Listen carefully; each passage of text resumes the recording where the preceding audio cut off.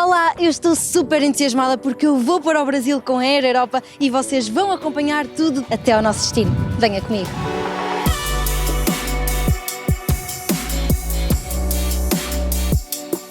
O nervosismo de estar a caminho de uma grande aventura para o outro lado do mundo. Acho que as viagens têm mesmo este poder, não é? Um misto de ansiedade e entusiasmo de partir para o desconhecido. Não, mas com certeza que irá estar tudo pensado ao detalhe. Desde a entrada no aeroporto até ao nosso destino final, a Air Europa dedica-se a proporcionar uma experiência de viagem excepcional. Ao caminhar até ao Finger em direção ao avião, sentimos a confiança de voar com uma companhia comprometida com a segurança e sustentabilidade. No Finger, já com os sorrisos rasgados da tripulação à nossa espera, a realidade impõe-se. Estou prestes a cruzar o Atlântico. E já estou a bordo, todo o processo está a correr de forma super tranquila. A Air Europa tem várias formas ótimas para viajar, desde a classe económica até à executiva, para aqueles que gostam do máximo de conforto. Está tudo a correr tão bem que eu nem tenho pressa para chegar até ao Brasil. Férias mesmo é também saber aproveitar a viagem. Agora que estamos em pleno voo, não posso deixar de falar no conforto a bordo. A Air Europa oferece refeições deliciosas para tornar a viagem ainda mais agradável. Durante o voo tive a oportunidade de escolher entre várias opções de refeições bem quentinhas. E claro, não podemos esquecer o entretenimento a bordo. O avião tem um sistema incrível com ecrãs individuais e uma seleção fantástica de filmes, séries e música para passar o tempo. Na Air Europa nenhuma viagem é aborrecida e o tempo passa a voar. E aqui estamos nós a aterrar no Brasil. O voo foi super suave, a experiência foi incrível do check-in até à chegada. A Air Europa realmente cuida de cada detalhe para garantir que a viagem seja confortável e sem qualquer motivo de stress. A viagem foi maravilhosa, agora sim estou pronta para começar a minha aventura no Brasil. Se procuram um voo com atendimento de excelência e uma experiência bem tranquila, a Air Europa é a escolha mais acertada. Air Europa, tu decides.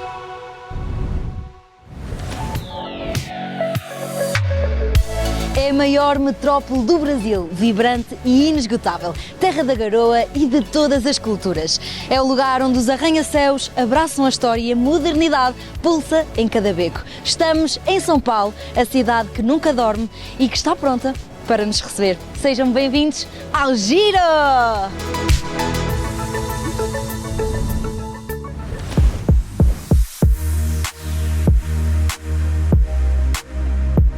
São Paulo, a terra da garoa, a terra boa.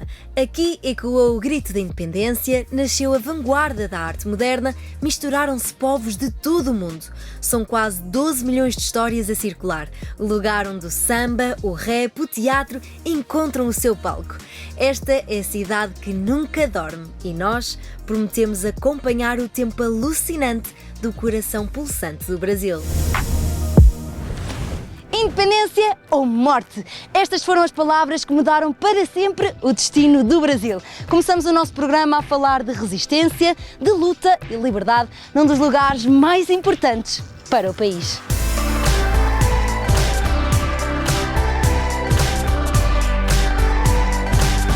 Durante séculos o Brasil viveu como colónia de Portugal, sujeita às ordens vindas de Lisboa.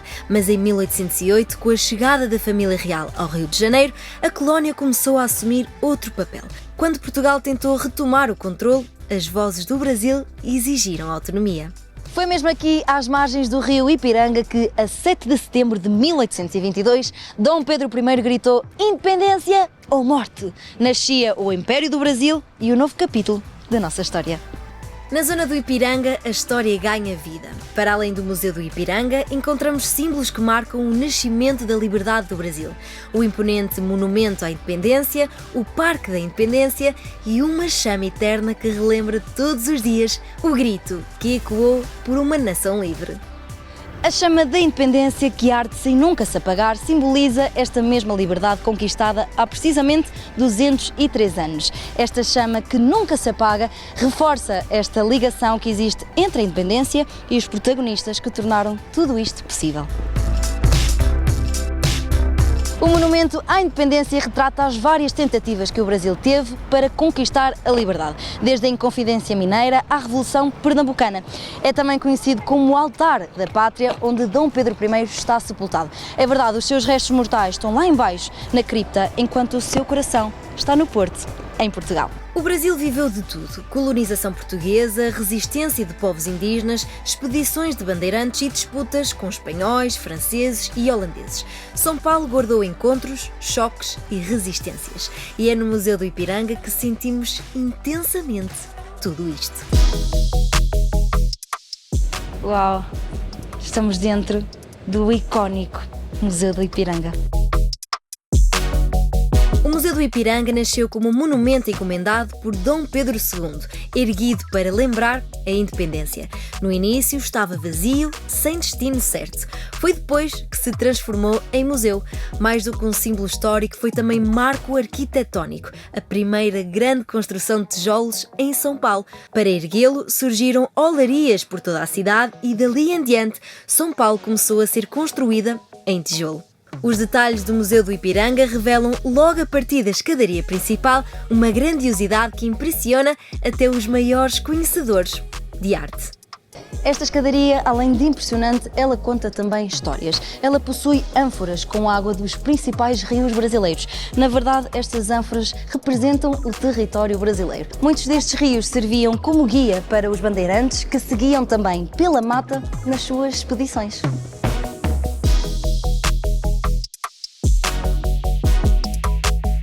O Museu do Ipiranga leva-nos até esta época da colonização. É aqui que encontramos as grandes figuras que moldaram a história. Os bandeirantes do século XVII que desbravavam o interior do Brasil, abriam caminhos, mas ao mesmo tempo impunham violência sobre os povos indígenas. Estes que resistiam com coragem, negociavam ou procuravam refúgio em territórios distantes. São milhares de peças, pinturas, esculturas, mobiliário, documentos e objetos do cotidiano que contam a vida destes povos e de um país em transformação. O grande destaque do museu é a icónica pintura Independência ou Morte, uma das peças mais emblemáticas e famosas de todo o mundo. Eu não acredito nisto, eu não tinha mesmo noção da grandiosidade. Eu não acredito que estou a ver isto ao vivo. O famoso quadro de Pedro Américo. Eu não acredito nisto. Eu só tinha visto uma réplica na casa de Pedro Américo, em areia. Se vocês ainda não viram este episódio do Giro, voltem para trás. Mas ver isto assim, ao vivo e a cores, literalmente, é impressionante.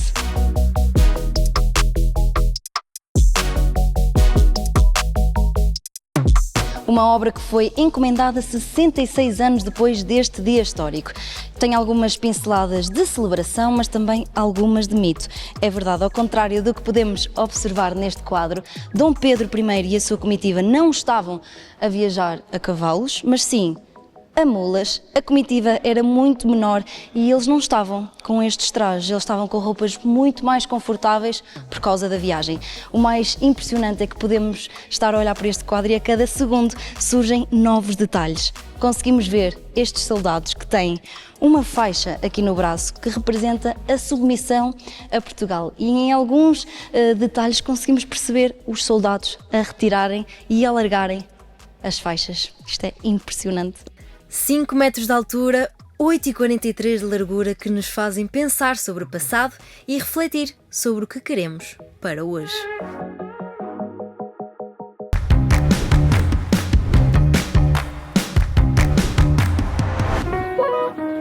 A poucos passos da icónica Avenida Paulista, o Hotel Pestana São Paulo é um verdadeiro refúgio urbano. Este hotel de 4 estrelas combina conforto e praticidade. Os 193 quartos temáticos oferecem camas confortáveis e todas as comodidades necessárias para garantir noites tranquilas em pleno coração da cidade. Para cuidar do corpo e da mente, os hóspedes podem usufruir de um spa e de um ginásio perfeito para manter a rotina de bem-estar, mesmo em viagem. A experiência completa-se com serviços que fazem toda a diferença. Um pequeno almoço de excelência, com iguarias típicas brasileiras e influências internacionais, o restaurante Cais da Ribeira, recepção 24 horas, espaços preparados para negócios e eventos e uma localização privilegiada a poucos minutos do Parque Ibirapuera. O Hotel Pestana São Paulo é o equilíbrio perfeito entre lazer, trabalho e o estilo vibrante da cidade paulistana.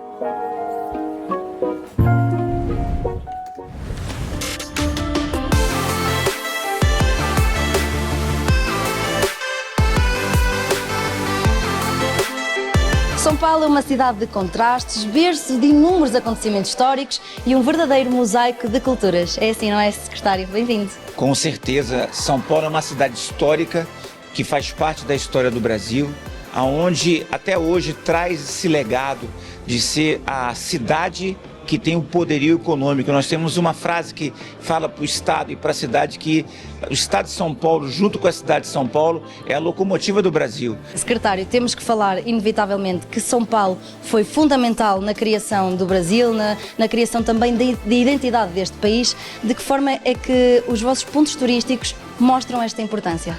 Quando a gente vai no Museu do Ipiranga, a gente vive e respira história. Quando a gente faz um passeio aqui no centro de São Paulo e a gente vê os bancos, como se fala, a Bolsa de Valores da época histórica do Brasil, onde negociava o café que vendia aqui em São Paulo, a gente pode ter uma experiência, um spoiler de tudo aquilo que São Paulo é de fato, de verdade. Fora os polos de ecoturismo que nós temos, que é algo fora de série. As pessoas acham que em São Paulo não tem natureza, não tem sustentabilidade. Tem sim. E o polo de ecoturismo de Parelheiros mostra muito bem isso. Nós temos o maior museu da América Latina, que é o MASP, que inaugurou esse ano um anexo do MASP, algo muito interessante. Temos as casas de cultura, nós temos uma cultura aqui forte na cidade de São Paulo, nós temos shows, eventos, nós temos muita coisa para oferecer para todos aqueles que chegarem até a nossa cidade. Muito obrigada, secretário. Eu já estou a ser muito bem recebida nesta cidade. Foi um gosto estar a conversa consigo. E um detalhe, nós temos a favor da gente o mesmo idioma, a mesma língua.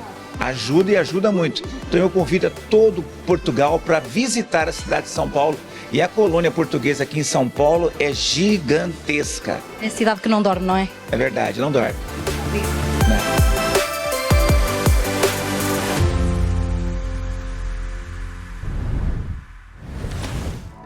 São Paulo é um universo inteiro comprimido numa só cidade. É um mosaico de sabores, ritmos e histórias capazes de surpreender quem visita esta cidade pela primeira vez, como eu, como quem passa diariamente por aqui. São milhares de bares, restaurantes, museus, teatros e uma vida noturna que nunca descansa.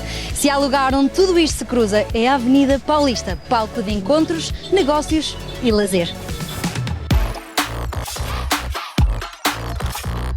Diariamente, milhares de pessoas cruzam a Avenida Paulista, vindas de todos os cantos da cidade e do mundo. Símbolo da diversidade cultural de São Paulo, nasceu no fim do século XIX como o novo endereço da elite do café, que ergueu aqui também as suas luxuosas mansões. Hoje, alguns casarões ainda resistem e a avenida continua a ser o palco da história.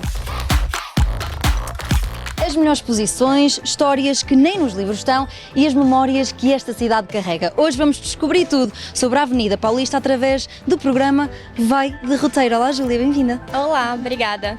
Júlia, vamos falar sobre este projeto da Prefeitura que permite não só paulistanos conhecerem esta avenida, como também visitantes como eu que nunca vieram até aqui. Como é que surgiu este projeto? O programa Vai de Roteiro, ele surgiu no ano de 2022. Em outubro, e ele começou como um projeto piloto com poucos roteiros. Então ele começou com os roteiros da Avenida Paulista, Liberdade, Centro, os parques, e hoje em dia nós temos no total 20 roteiros fixos. E falamos sobre esta avenida, que é uma das avenidas mais vibrantes do Brasil, e hoje eu vou poder conhecê-la. Como é que foi pensado este roteiro e que locais é que eu vou visitar? Nós vamos conhecer então a Paulista, a gente vai andar cerca de 2,5 km, então ele é um passeio que dura em torno de 2 horas e a gente vai passar pelos principais centros culturais, alguns casarões que ainda temos aqui na Avenida Paulista. Uma avenida que ficou marcada pela elite cafeeira, pelos intelectuais, pelos artistas que vinham até aqui. De que forma é que estas influências todas marcaram a avenida que conhecemos hoje? Então, essa aqui é uma gravura da Avenida Paulista no dia da sua inauguração, no dia 8 de dezembro de 1891. Então a gente consegue ver que ela mudou bastante, né, até os dias atuais, mas que desde sempre ela foi uma avenida planejada. Então já no início do século XX a gente tem grandes casarões de barões de café. Então essas casas aqui na Avenida Paulista, elas eram utilizadas para casas de campo. Então eles moravam no centro histórico e vinham aqui para passar férias, ficar com as suas famílias. E engane-se quem pensar que a Avenida Paulista são só prédios e betão. Temos, por exemplo, aqui estes parques, como o Parque Mário Covas, onde tem aqui este posto de turismo que ajuda os visitantes se eles estiverem perdidos, não é? Sim, isso mesmo. Essa aqui é uma central de informações turísticas. As CITs, como elas são chamadas, elas estão espalhadas por pontos estratégicos da cidade de São Paulo.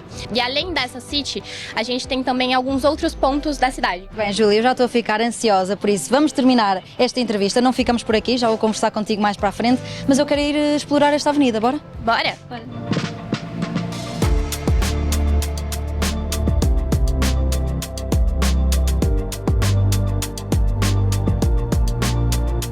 Hoje vamos explorar os pontos mais marcantes da Avenida Paulista e a nossa primeira paragem tem como destaque o Museu de Arte de São Paulo, um ícone da arquitetura moderna e um verdadeiro guardião de um dos acervos mais importantes do Brasil. Nos anos 40, Assis Chateaubriand sonhou trazer o mundo para São Paulo através da arte. Ao lado do crítico Pietro Maria Bardi, começou a reunir obras de grandes mestres e em 1947 nasceu o MASP, o museu que mudaria para sempre a forma como a cidade vê e sente a arte.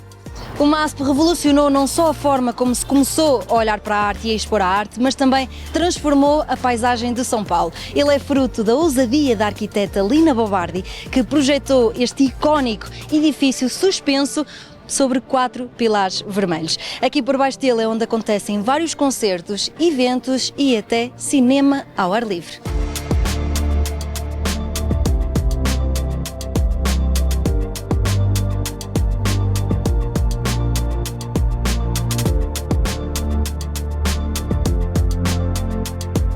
O MASP reúne mais de 11.000 peças, pinturas, esculturas, fotografias e objetos que atravessam séculos e continentes.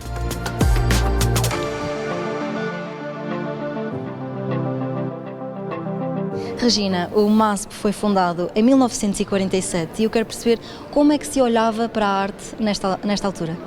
Bom, naquele momento, 1947, logo depois do pós-guerra, quando o MASP foi fundado pelo Assis Chateaubriand e com a ajuda do diretor, que se tornou o diretor artístico do museu durante 40 anos, que era o Pietro Maria Bardi, um italiano que veio para o Brasil e que comercializava naquele momento obras de arte basicamente italianas. Os primeiros 10 anos foram de muitas compras na Europa e nos Estados Unidos, com doações da elite paulistana, sobretudo.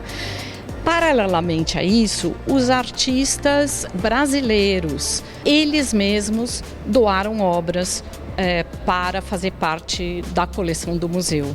Uau, que maravilha, Regina. E aproveitando este início desta fundação, o MASP também tinha um grande propósito, que era tornar a arte acessível a todos. E isso é possível ver de forma como se expõem estas peças. Parece que estão suspensas, acessíveis a todos, uma espécie de floresta de quadros. Qual a importância disto também para aproximar a arte do público? Somos todos iguais, não é? Exatamente. A ideia era justamente que houvesse, que o visitante pudesse ter um contato direto com as obras e ser seguido não por uma etiqueta ou um percurso demarcado, mas que eles pudessem, então, por exemplo, seguir intuitivamente aquilo que mais atraísse o olhar. São mais de 10.000 peças, 10.000 obras. Muitas delas têm aqui grandes nomes de peso, nomes históricos como Van Gogh, Picasso. Vamos conhecê-las? Claro, vamos lá. A gente tem desde artistas que entraram recentemente no acervo, até, por exemplo, essa bela coleção de arte pré-colombiana, de objetos pré-colombianos que fazem parte de um comodato do MASP, que já estão aqui há mais de 10 anos. Né? Aqui, por exemplo, a gente tem algumas obras dos anos 50, abstratas, né? Nessa fileira de trás. À medida que a gente vai caminhando para o interior da sala, da galeria, a gente vai entrando em outros momentos artísticos. Então, por exemplo, esta fileira, a gente tem grandes nomes do modernismo brasileiro. Anita Malfatti, Portinari, Tarsila do Amaral. Damos mais um passo atrás e chegamos aqui num Matisse, Picasso, Léger, artistas da Escola de Paris, né, da chamada Escola de Paris. Um dos grandes objetivos do MASP é deixar as pessoas a pensarem, a questionarem-se. Mas, Regina, este não é o único edifício do MASP, temos ainda um novo edifício, não é assim? Com certeza, vamos lá. Bora lá.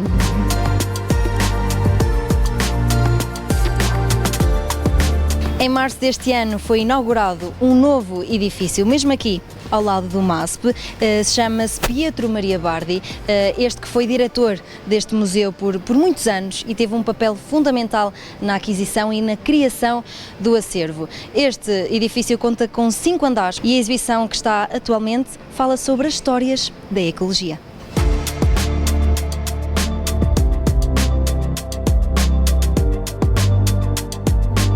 Regina, é aqui que termina a nossa visita, num edifício novo, um edifício que antes era um prédio abandonado, foi todo revitalizado e, por curiosidade, ele tem a mesma altura, largura e profundidade do que o edifício do MASP deitado. É assim, não é? Exatamente.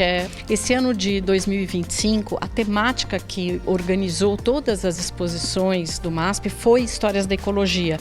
E o ano se encerra com uma grande coletiva, uma exposição coletiva dedicada ao tema Histórias da Ecologia. Regina, muito obrigada por esta visita guiada maravilhosa. Foi um gosto vir ao MASP e eu tenho a certeza que eu vou voltar. Muito obrigada. Eu que agradeço e convido a todos também para darem uma passadinha no MASP. Obrigada.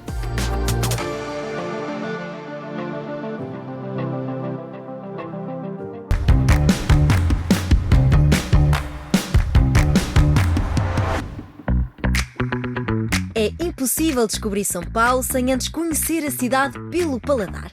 Na casa de Antónia, no coração da Avenida Paulista, encontramos um refúgio no meio da agitação. Provámos couverte com bolo de queijo de cabra, azeitonas, paté de fígado de galinha com vinho do Porto, saladas dos mais variados tipos e sabores, torta de pupunha, camarão thai, bife Wellington e encerramos com um trio de mini tortas deliciosas. No Sky, no topo do Hotel Unique, a vista panorâmica do Parque Ibirapuera e da cidade é de tirar o fogo.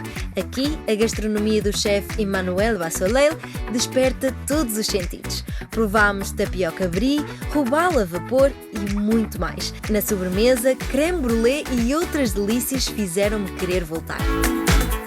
Já no teto rooftop, a inspiração nova-iorquina trouxe para a mesa risoto de magre de pato, tártar e sobremesas inesquecíveis. Uma celebração da culinária e da cidade que nunca para.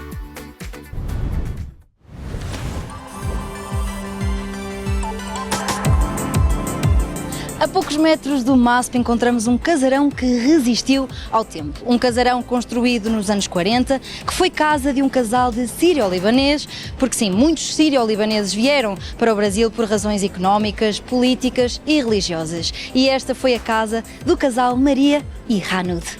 No número 1811 da Avenida Paulista, o casarão Hanud foi mais do que um lar. Maria e Hanud recebiam amigos, familiares e figuras importantes da cidade, promovendo encontros culturais, festas e reuniões que refletiam a sua influência. Durante décadas, esta foi a casa de bancos, mais tarde foi também espaço para eventos de grandes marcas, até que em 2019 ganhou novamente holofotes ao abrigar a 1000ª unidade da maior cadeia de fast food do mundo em solo brasileiro.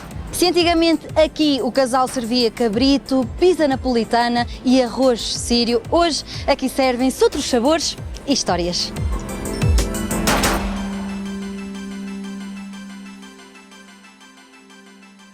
Bem, Júlia, nós agora vamos para um lugar que também respira conhecimento, não é? Sim, exato. Vamos para onde? Para Fiesp. Bora lá. Fiesp é o lugar para todos aqueles que querem pensar, discutir, criar, experimentar a cultura, não é, Júlia? Isso mesmo. Fiesp é mais um dos centros culturais que a gente tem pela Avenida Paulista. Então a gente já viu algum deles e aqui é mais um onde a gente tem exposições gratuitas, a gente tem teatro. Então muitas pessoas vêm pra cá pra poder realmente conhecer um pouco mais da cultura e um pouco mais de São Paulo também. Bora atravessar esta Avenida Paulista e tentarmos não ser engolidas pelo trânsito. Bora. Bora!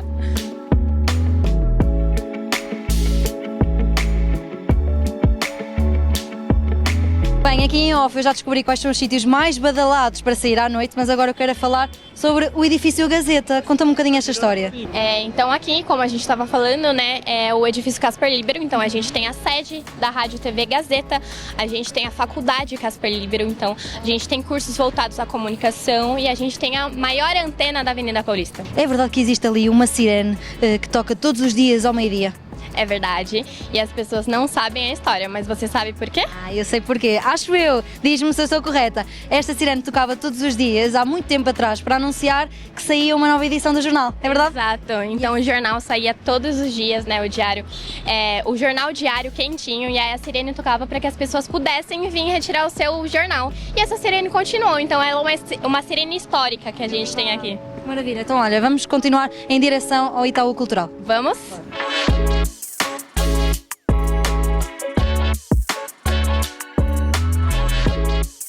Este é um dos lugares onde a cultura também ocupa lugar de protagonista. Estamos no Itaú Cultural, não é assim? Aqui é mais um centro cultural da Avenida Paulista e esse local especificamente traz a história do Brasil. Então a gente tem exposições contando a fauna, a flora do Brasil e trazendo artistas brasileiros.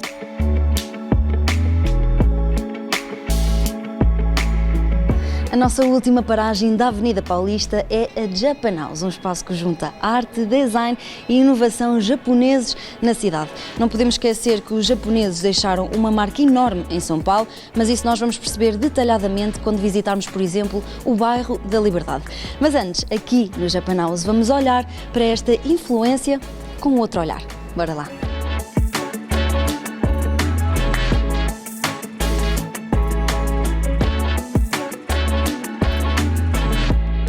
O Japan House mostra um Japão contemporâneo em plena Avenida Paulista. Carlos, qual é a grande missão deste espaço e qual é a sua importância para a cidade de São Paulo? Olha, a nossa grande missão é mostrar aqui no Brasil e em toda a América Latina o Japão atual, o Japão contemporâneo, o Japão que as pessoas veriam se elas fossem hoje viajar para lá. A gente fala das nossas tradições, a gente fala também desse Japão moderno, desse Japão vibrante, atuante, da sua tecnologia e das coisas que acontecem no Japão hoje em dia. Muito bem, o que é certo é que São Paulo abriga a maior comunidade de japoneses fora do Japão. De que forma é que este espaço também dá a conhecer mais também sobre esta comunidade? Sim, o Japão tem essa comunidade, deixou raízes muito profundas e muito fortes aqui. Existe uma integração total dessa comunidade com a comunidade brasileira. Então hoje se estima que existem mais de 2.700.000 descendentes de japoneses no Brasil, grande parte deles aqui na cidade de São Paulo. Mas a Japan House não é feita apenas para os descendentes, apenas para os niqueis. É feita para os brasileiros, é feita para aqueles que têm relação com o Japão, mas aqueles também que não têm, que só conhecem, que podem vir aqui conhecer um pouco mais desse país tão fascinante. Que maravilha! E eu quero perceber que tipo de exposições é que podemos encontrar aqui, porque já percebi que temos um bocadinho de tudo, temos gastronomia, arquitetura, conte-me. Olha, nós temos exposições que talvez seja a face mais conhecida da Japan House, mas além disso a gente tem lojas, tem restaurante, tem café, tem biblioteca, tem salas de seminário. É impossível não falarmos sobre a arquitetura deste espaço. São 6 toneladas de madeira que estão no redor que estão neste edifício. Porquê? Qual é a importância deste tipo de arquitetura? Olha, a arquitetura é uma das facetas do Japão mais admiradas atualmente. E a gente procurou elaborar, erguer a casa, e os arquitetos trabalharam nesse sentido para poder mostrar um pouco disso que acontece no Japão. São 3 Japan Houses pelo mundo, uma em São Paulo, uma em Londres e uma em Los Angeles. E essa de São Paulo, ela procura fazer essa fusão entre os imigrantes japoneses que vieram para cá e os brasileiros que admiram cada vez mais o Japão. Muito obrigada, Carlos, foi um gosto. Eu que agradeço. Ai, Júlia, já aprendi sobre edifícios coloniais, históricos, centros culturais e senti mesmo esta vibração, esta energia da Avenida Paulista. Muito obrigada pela tua companhia nesta viagem alucinante e incrível. O prazer foi meu, Joana, e agora você tem que voltar para a Avenida, hein? Eu vou voltar, eu prometo. Muito obrigada, Júlia. Obrigada. E assim termina o nosso primeiro giro por São Paulo, uma cidade que se reinventa a cada instante e não deixa de surpreender. Este é só o início da nossa viagem, que promete muitas histórias, descobertas e encontros inesquecíveis. Até para a semana. Beijinhos!